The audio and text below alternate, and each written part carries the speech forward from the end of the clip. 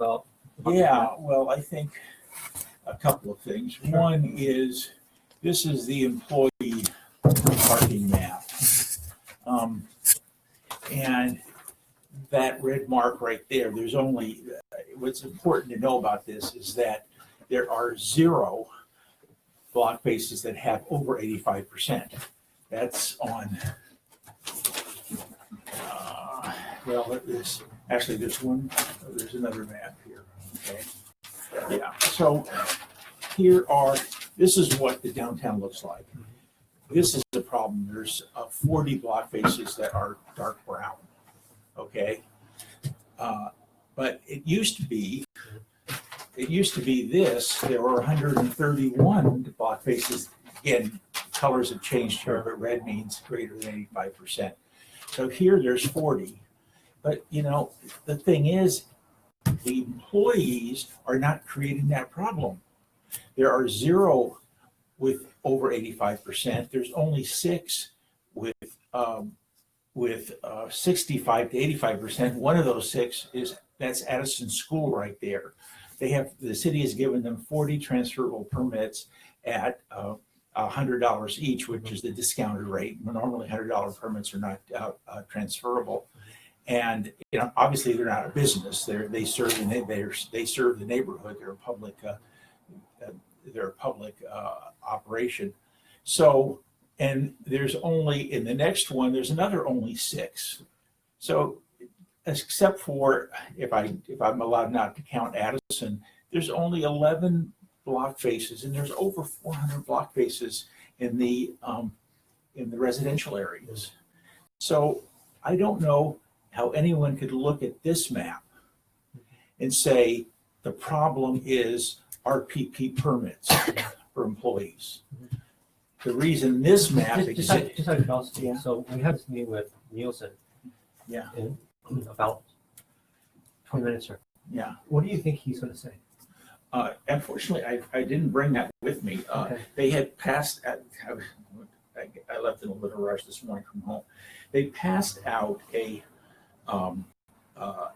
was a community meeting for our Downtown RPP. Mostly residents, myself and 2 dentists showed up. It was an evening meeting, and they passed out what they want. The key thing that they're looking for, number one, cutting it to 1,100 permits or whatever. That's about what's been sold. I think it's closer to 1,200, but I don't know what the latest count is. And they say we want to have a quality standard for the neighborhood, which at that time was 35%. They may have raised it or lowered it because this was before the maps were available. Sure. Okay, quality standard of 35%. So, and they want the permits reduced, the RPP employee permits reduced until that standard is met. Well, this is what I say. That's impossible, because RPP permits. Are they referring to percentage of employee parking or the percentage of overall? Well, let's put it this way. It's not really clear, but given, I worked with Nielsen since back in 2015 when we were putting the RPP program together. Okay. What they want is they want a 35, you can clarify that with them. I'm sure they'll present some number. It may be different than 35, but if we're talking about RPP permits, we've already pretty much met that. There's only 11 blocks in the entire downtown, again, if I'm allowed to eliminate, that are over 45%. Okay, so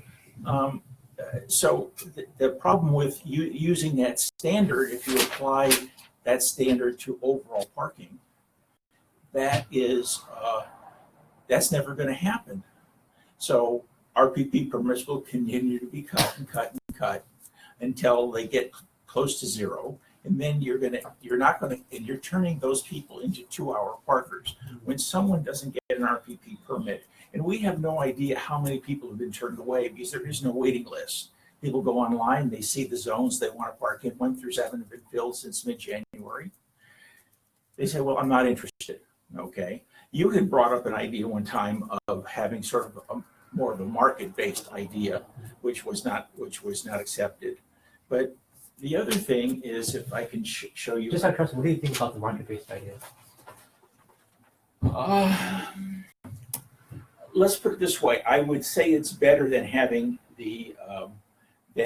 further cuts. Okay, if we kept things the way they are, we don't need further cuts. We don't have a problem with RPP parking. The problem is here, and the way to solve this problem is by promoting and advertising, and actually expanding the program. Because when you have someone as an RPP permit holder, you can control where they park. If they become a 2-hour parker, they're going to park nearest to downtown because they don't want to walk 5 blocks to move their car every 2 hours. So it's going to impact those things. And when someone doesn't get an RPP permit, they don't just turn in their resignation and go home. The business doesn't close its doors. What happens to that person? They become the 2-hour parker. And if you take some time, it was Judy's suggestion, take some time if you're downtown in the middle of the day, whether it's a restaurant or a shop or whatever, go and talk to the employees. I've gone literally door to door in the downtown. This was last year when I was passing out flyers. At that time, the proposal on the table was that we would be cutting these 10% to zero, and that was scary to a lot of businesses. I've talked to these people, and I ask them, where do you park? Oh, I park around the block. And do you know about RPP? And then they move the car every 2 hours. Do you know about RPP? Many of them that do know about RPP have misinformation because it's word of mouth. You know, I couldn't get a permit. I guess there's no permits, you know, when the person really couldn't get a permit just in their zone. So I think we want to encourage people to become part of the RPP program as opposed to discouraging them. And if we get some bunching in some areas, that zones can be cut. Okay.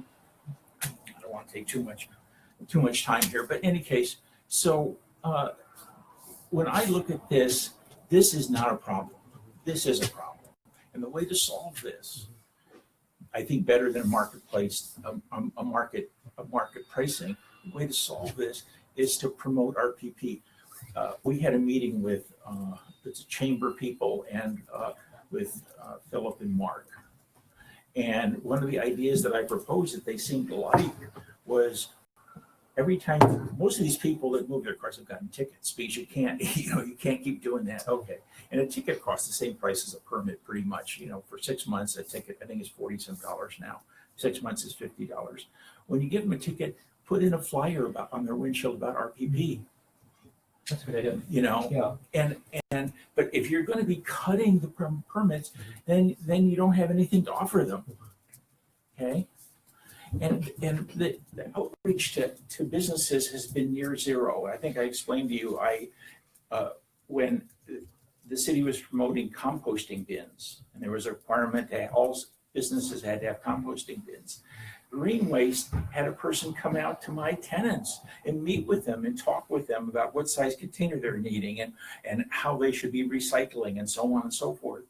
It'd be great if the city did that with RPP, but there's been no outreach to businesses, and some of one simple way to do this is simply by putting in all these people get tickets one time or another.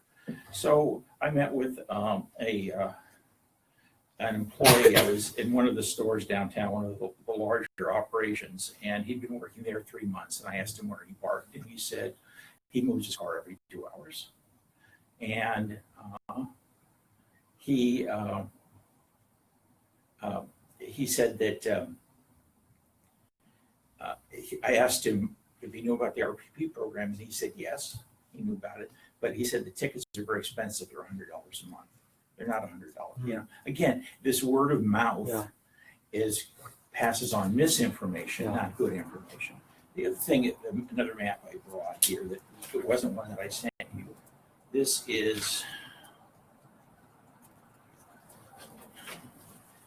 one is the resident permits. These are, but if you take a look at the resident permits, and actually I'll give you the big one here. Compare apples, and this is it. And the employee parking permits, these are people that have residents that have RPP. and these are employees that have RPP, the residents have almost the same impact that the employees do.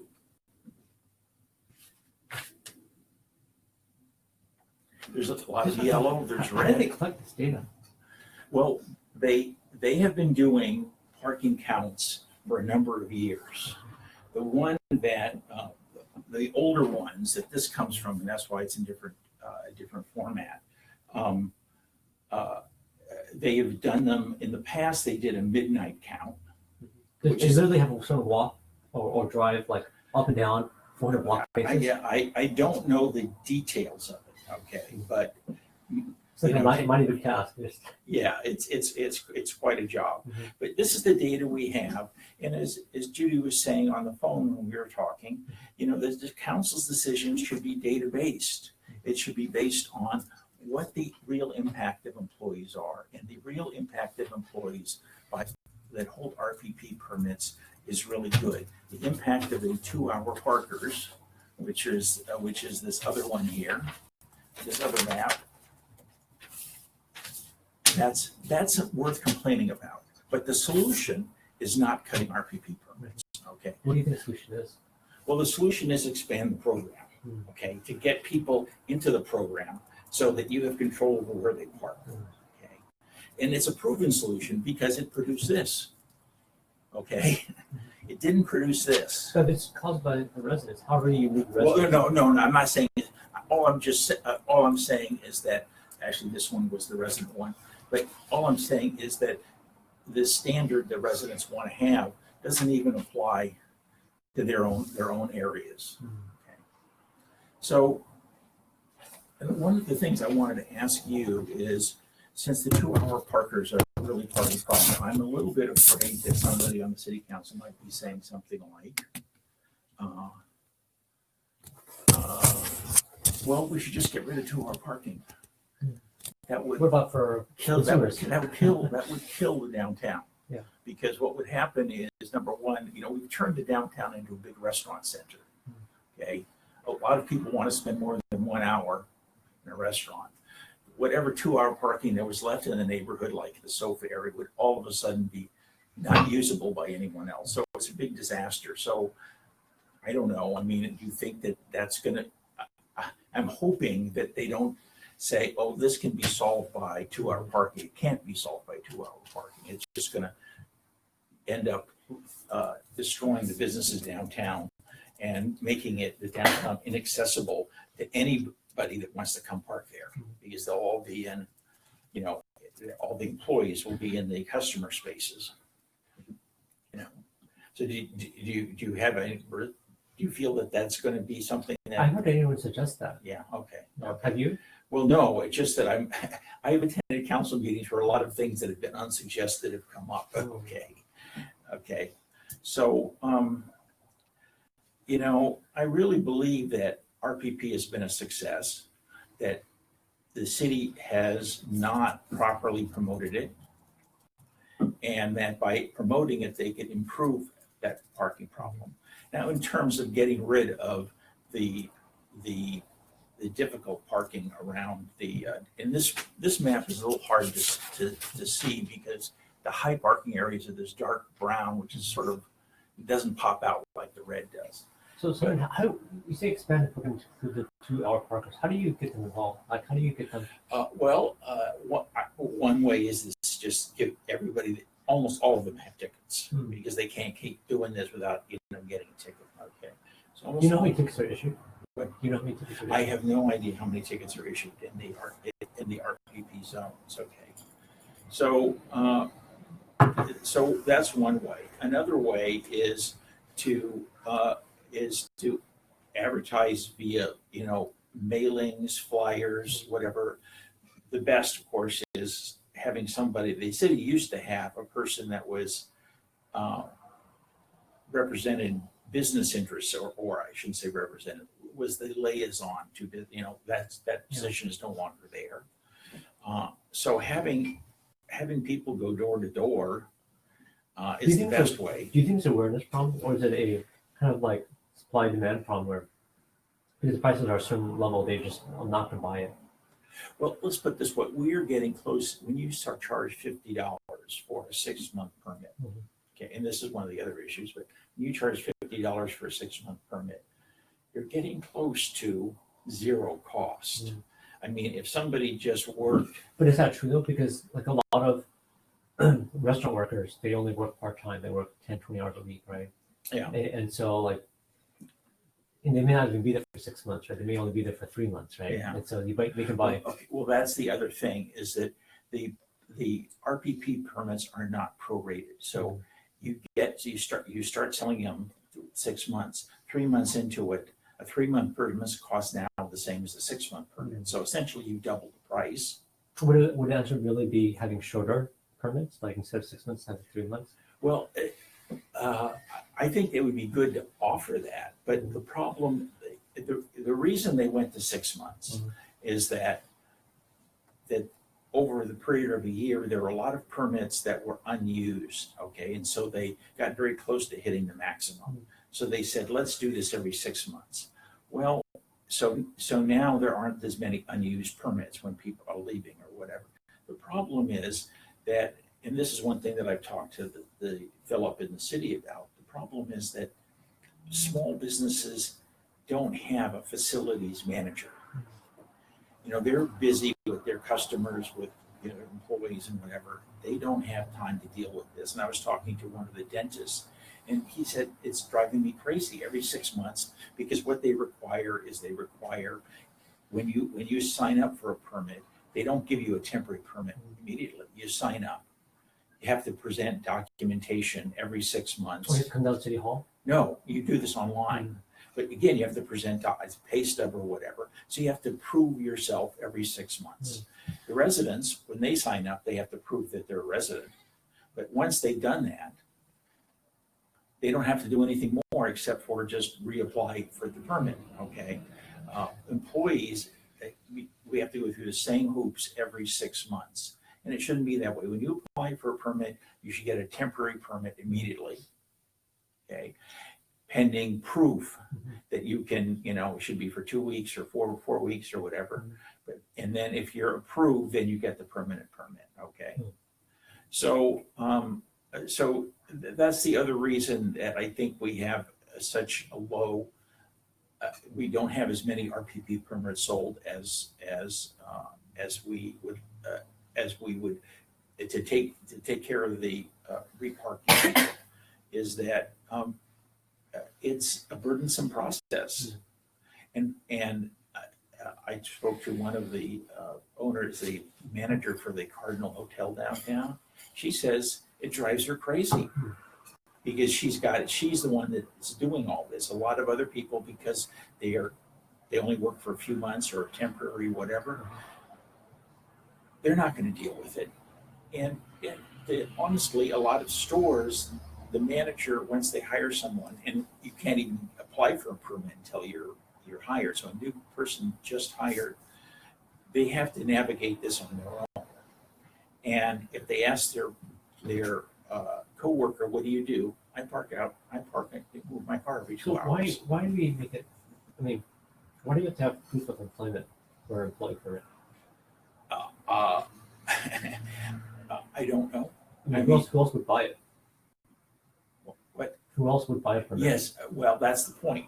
And who else would keep renewing their permit Yeah. without, so this is, they have to go through I mean, this. for resident, I get, right, because they get it. Like, how much does resident Greg. permit cost? Running out of time. Oh, okay. Yeah, we have 2 minutes. But let me just ask, so, where's the resident permit again? There are two levels. One is the low wage or reduced price permit. That's $50 for 6 months. It used to be $100 for a year, okay? And then there is the or essentially what is the higher skilled or higher paid. Oh, that's why workers. you have to show your pay stuff.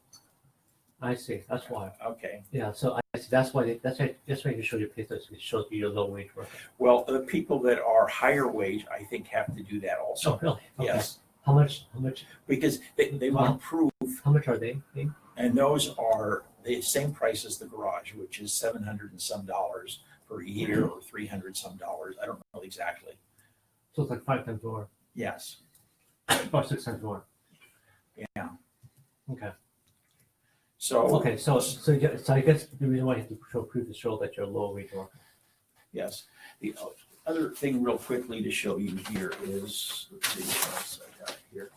Oh, yeah. This is a map of the various zones. Zone 9 over here, if you take a look at Zone 9, this is a spreadsheet that breaks it down in detail, much more detail than the maps have. There were 0 employees parked in any, okay? And when I checked with the desk up front, there were only 3 permits sold in that area. And they're adjacent to Zone 8, so people that are in 9 could easily park in 8. So if we need to cut, I'd like to see that one go.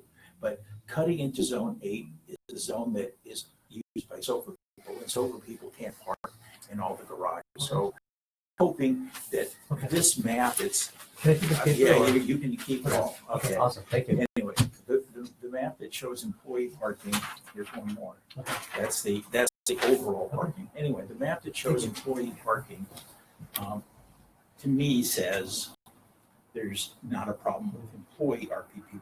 It's the problem elsewhere. Okay, understood. Okay, Hey, thank you. appreciate it. Okay, I'll see you Monday night.